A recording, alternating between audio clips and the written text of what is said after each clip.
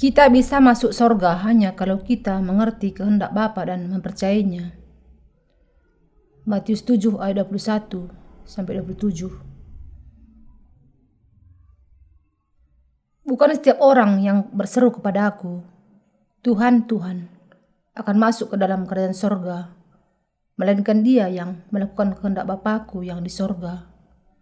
Pada hari terakhir, banyak orang akan berseru kepada Aku, Tuhan, Tuhan, bukankah kami bernubuat demi namamu dan mengusir setan demi namamu dan mengadakan banyak mujizat demi namamu juga? Pada waktu itulah aku akan berterus terang kepada mereka dan berkata, Aku tidak pernah mengenal kamu. Nyahlah daripada Aku, kamu sekalian pembuat kejahatan.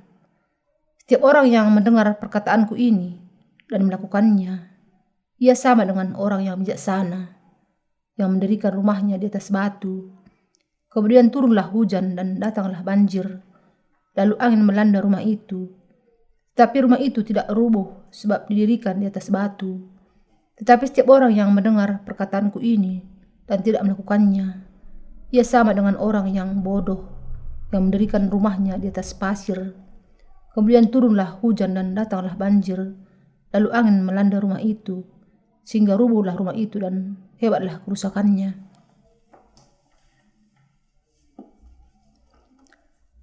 Di dalam bagian di atas, Tuhan kita mengatakan, bukan setiap orang yang berseru kepada Aku, Tuhan, Tuhan, akan masuk ke dalam kerajaan sorga, melainkan dia yang melakukan kehendak Bapa-Ku yang di sorga. Tuhan mengatakan di sini bahwa bukan setiap orang yang mengaku percaya kepadanya bahwa yang bisa masuk ke surga di mana ia berada, tetapi hanya orang-orang yang melakukan kehendak Bapa yang bisa masuk ke sorga. Di hari penghakiman terakhir, ketika banyak orang sudah percaya kepada Yesus, memprotes dia dan mengatakan, Tuhan, Tuhan, bukankah kami bernubuat demi namamu dan mengusir setan demi namamu dan mengadakan banyak mujizat demi namamu? Tuhan kita tidak bisa tidak berkata kepada mereka, kamu pelaku kejahatan, jadi aku tidak mengenal kamu. Pergilah daripada Aku, orang-orang yang melakukan kejahatan. Tuhan kita mengatakan kepada kita, setiap orang yang mendengar perkataanku ini dan melakukannya, ia sama dengan orang-orang yang bijaksana, yang mendirikan rumahnya di atas batu. Kemudian turunlah hujan dan datanglah banjir, lalu angin melanda rumah itu. Tetapi rumah itu tidak rubuh sebab didirikan di atas batu. Tetapi setiap orang yang mendengar perkataanku ini dan tidak melakukannya, ia sama dengan orang yang bodoh yang mendirikan rumahnya di atas pasir.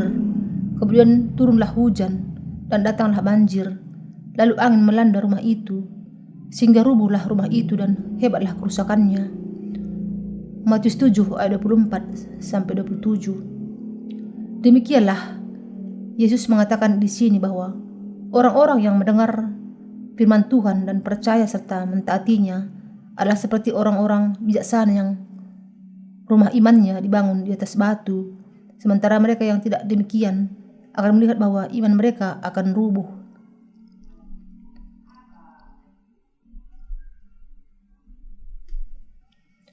Yang dikatakan Tuhan di sini adalah bahwa orang-orang yang diberkati tidak lain dari orang-orang yang mendengar firman-Nya dengan telinga mereka dan percaya dalam hati mereka, dan dengan itu diselamatkan dari segala dosa mereka dan melakukan kehendak Allah Bapa.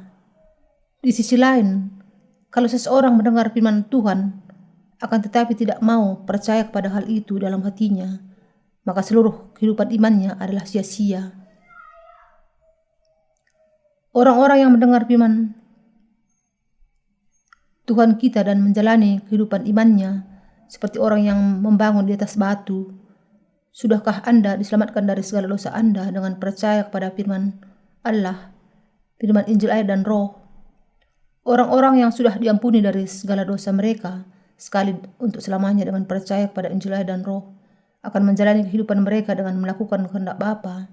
Dengan iman ini memiliki akar dalam firman Allah. Orang-orang yang demikian tidak hanya memberitakan Injil air dan roh kepada semua orang di dunia ini, tapi mereka juga sungguh-sungguh mengasihi saudara-saudara seiman mereka.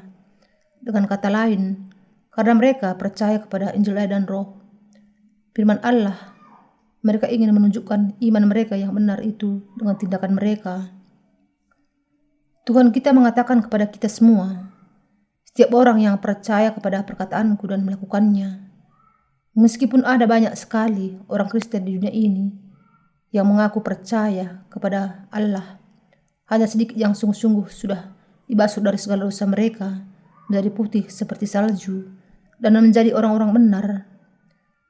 Dengan sungguh-sungguh percaya kepada Injil air dan roh, akan tetapi masih ada orang-orang yang sudah menerima pengampunan dosa.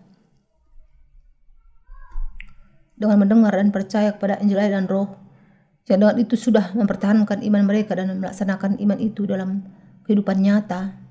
Dan semakin banyak orang yang memahami bahwa Injil air dan roh adalah Injil yang benar. Tetapi kalau seseorang yang percaya kepada Injil air dan roh di dalam hatinya, maka ia harus memberitakannya kepada orang lain. Orang-orang yang tidak melakukannya akan melihat bahwa iman mereka akan rubuh. Akan tetap ada beberapa orang yang hanya mengatakan bibir saja kalau mereka percaya kepada Injil air dan roh, sementara dalam kenyataannya mereka tidak percaya kepadanya dalam hati mereka, dan karena itu tidak bisa menunjukkan iman mereka dalam tindakan nyata. Orang-orang yang demikian bahkan mengatakan bahwa Injil yang palsu itu sebagai kebenaran. Mereka tidak berkhotbah demikian karena mereka tidak memiliki iman yang sungguh-sungguh percaya kepada Injil air dan roh. Tetapi kita tidak bisa memberitakan Injil lain yang manapun kecuali Injil air dan roh, karena hanya Injil ini sajalah Injil yang benar. Kita harus percaya kepada kuasa air dan roh. Tuhan kita mengatakan, bukan setiap orang yang berseru kepada aku, Tuhan, Tuhan akan masuk ke dalam kerajaan surga, melainkan dia yang melakukan kehendak Bapa-Ku yang di surga. Dengan kata lain, orang-orang yang sungguh-sungguh percaya bahwa Injil air dan roh adalah Injil yang benar akan menghasilkan kesaksian kepada orang-orang lain. Karena itu, mereka yang tidak memberitakan Injil air dan roh kepada orang-orang lain tidak memiliki perbuatan kebenaran apapun dalam diri mereka, dan mereka juga tidak melakukan kehendak Allah Bapa, dan dengan itu mereka akan ditolak oleh Tuhan kita. Pada akhirnya iman mereka kemudian akan undur, karena dosa-dosa orang-orang yang demikian tetap ada di dalam hati mereka. Mereka semua tetap menjadi orang-orang yang berdosa meskipun mereka mengatakan bahwa mereka percaya kepada Allah. Tidak peduli bagaimanapun antusiasnya mereka menjalani kehidupan iman mereka, mereka sebenarnya tidaklah lebih dari sekadar orang-orang berdosa. Karena mereka tidak sungguh-sungguh percaya kepada Injil air dan roh, mereka tidak bisa menunjukkan tindakan yang benar dari iman mereka. Karena itu, mereka tidak bisa menghindar dari dibuang oleh Tuhan kita di hari terakhir itu. Apa yang menyebabkan sakit hati di antara orang-orang benar yang sudah diampuni dari segala dosa mereka? Hati mereka menjadi terluka ketika mereka melihat beberapa orang yang meskipun mengaku kalau sudah percaya kepada Injil air dan roh, tidak sungguh-sungguh percaya bahwa hanya Injil inilah kebenaran dan juga tidak memberitakannya. Mengapa? Karena hal ini memunculkan keraguan yang serius akan apakah mereka dengan sepenuh hati percaya kepada Injil sebagaimana yang mereka katakan atau tidak. Kita semua harus mengenal dan percaya kepada Injil air dan roh yang sejati itu sebagaimana adanya. Sangat penting untuk mengingat kembali apa yang dikatakan Tuhan kita di sini. Orang-orang yang tidak percaya kepada Injil air dan roh, yaitu mereka yang tidak melakukan kehendak Bapanya, tidak akan bisa masuk ke surga. Inilah sebabnya Tuhan kita akan mengatakan, "Nyahlah daripadaku, kamu sekalian pembuat kejahatan." Kepada mereka yang mengaku percaya kepada Yesus sebagai Juru Selamat, akan tetapi tidak percaya kepada Injil air dan roh, dan tidak memberitakannya. Kalau mereka sesungguhnya percaya bahwa keseluruhan Injil air dan Roh adalah Injil kebenaran yang sebenarnya, mereka pasti akan memberitakannya sesuai dengan kebenaran, dengan tepat. Alasan mengapa mereka tidak percaya dan juga tidak memberitakan seperti itu adalah karena mereka tidak percaya kepada Injil air dan Roh sebagai kasih Allah yang kekal.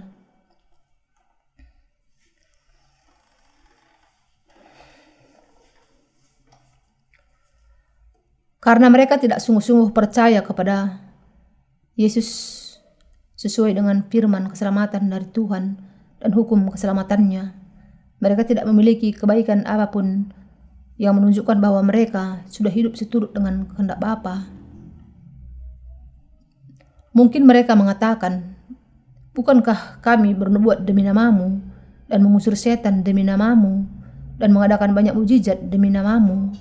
Tetapi pada akhirnya, mereka tidak percaya kepada Injil air dan Roh, dan yang mereka lakukan hanyalah mujizat yang palsu. Tuhan kita akan bertanya kepada orang-orang demikian yang melakukan kejahatan dan bukannya percaya kepada Injil air dan Roh.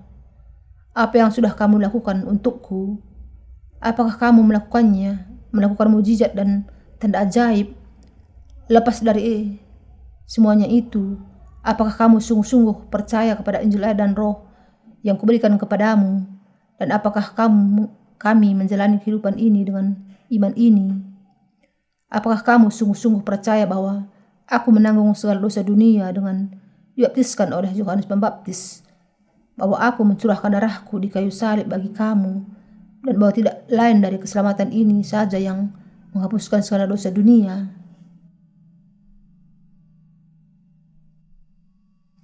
Dan apakah kamu memberitakannya kepada orang-orang lain?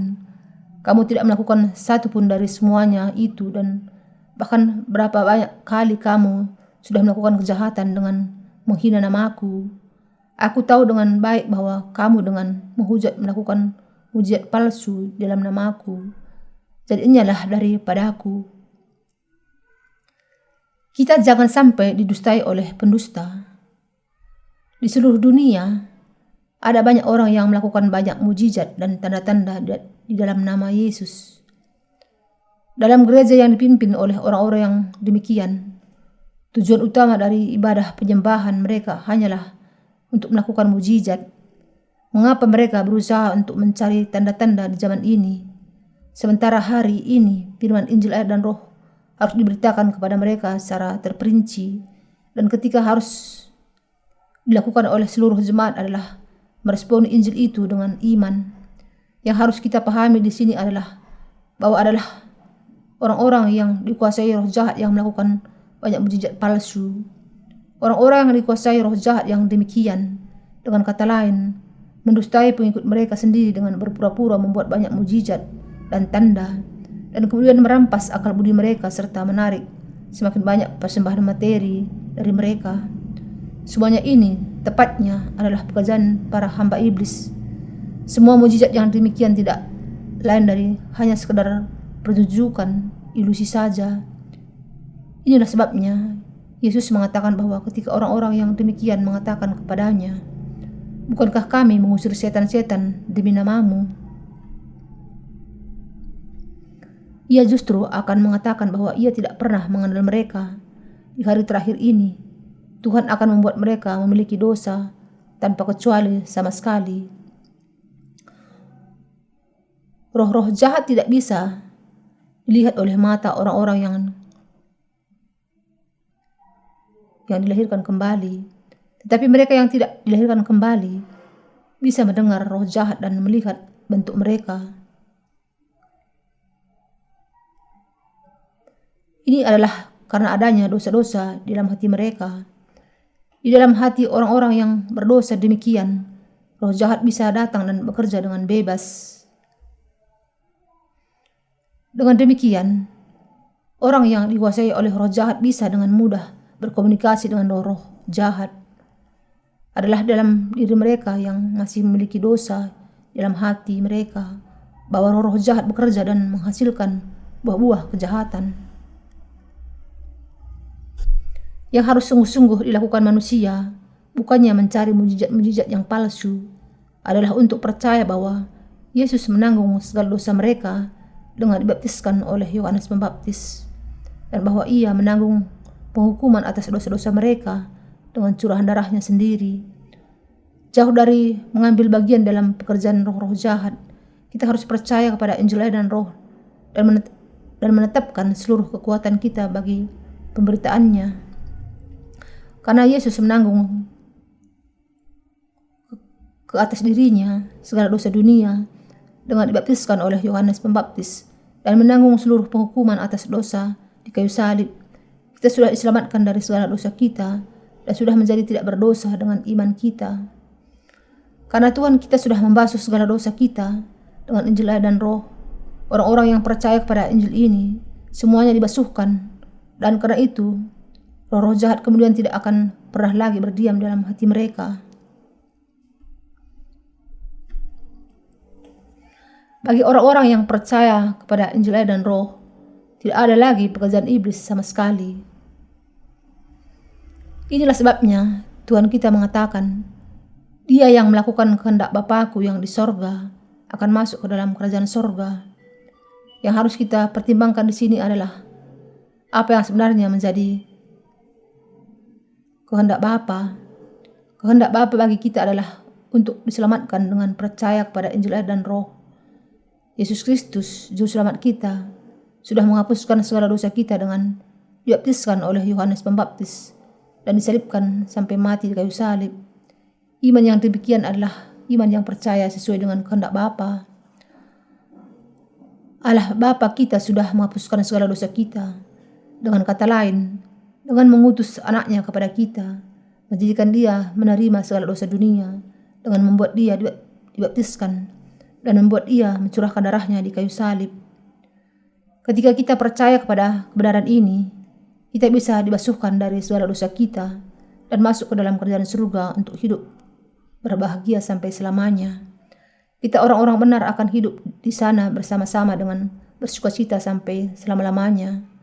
Tuhan sudah menyelamatkan kita dari segala dosa kita dengan Injil air dan Roh. Bagi kita untuk percaya kepada Yesus sebagai Juru Selamat melalui Injil air dan Roh tidaklah lain dari percaya sesuai dengan kehendak Allah Bapa dan melakukan kehendak-Nya. Namun ada banyak orang yang karena tidak bisa percaya dengan cara demikian, tidak bisa lepas dari dosa-dosa mereka sendiri, meskipun mereka sudah percaya kepada Yesus sebagai Juru Selamat mereka, dan dengan itu sudah ditolak dan dibinasakan karena dosa-dosa mereka sendiri pada akhirnya.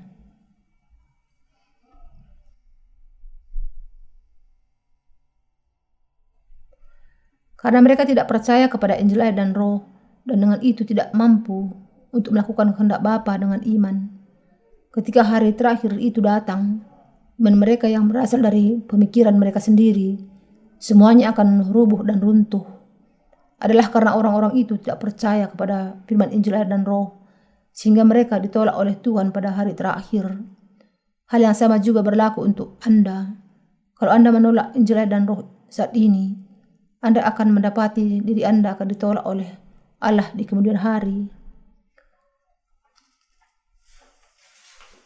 Tuhan Yesus kita mengatakan bahwa para malaikat akan datang di masa terakhir, memisahkan antara orang-orang jahat dan orang-orang benar, dan membuat orang-orang jahat ke dalam perapian yang menyala-nyala. Matius 13 ayat 49-50. Saudara-saudari, siapakah orang-orang jahat di antara orang-orang benar? Tuhan kita sudah mengatakan dengan jelas dan terbuka bahwa adalah dengan Injil air dan Roh bahwa Ia sudah menyelamatkan kita dari segala dosa kita. Akan tetapi, meskipun demikian, masih ada orang-orang yang tidak percaya kepada Injil ini, yang bukan hanya berkompromi dengan dunia, tetapi bahkan juga berpihak kepada dunia. Orang-orang jahat itu tidak lain dari orang-orang yang demikian. Saudara dan saudari, tidak ada dua Injil yang benar. Juga Yesus bukan dua, tetapi hanya ada satu, Yesus. Tidak ada cara yang lain bagi kita untuk masuk ke surga kecuali dengan percaya kepada Injil air dan Roh. Injil yang dengannya Yesus sudah menghapuskan segala dosa kita. Injil air dan roh ini sudah menghapuskan segala dosa kita. Anda harus memahami bahwa kalau Anda percaya kepada kebenaran ini, jalan yang akan dibukakan bagi Anda untuk bisa hidup seturut dengan kehendak Allah Bapa. Injil air dan roh pastilah akan membuat Anda memahami apakah kehendak Allah Bapa sesungguhnya.